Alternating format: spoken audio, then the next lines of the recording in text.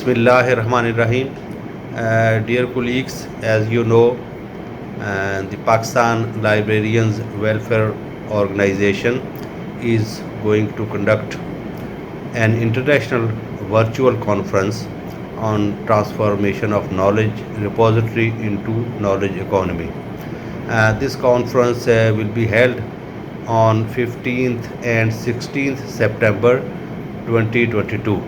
It's it's a great opportunity for all library professionals across the globe and especially from Pakistan to participate in this mega event. This conference has four themes. One is information or knowledge management and libraries. Second is knowledge economy. Third one, social informatics. And the fourth, technology and information behavior. All, all these four themes are broader areas of LIS profession, and it has a lot of sub themes.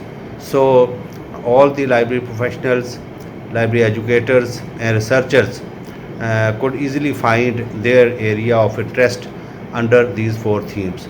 So, I encourage and motivate all the professionals, researchers, students to submit their papers to this conference, and it will give you an opportunity to showcase your research not only in Pakistan but also at global level.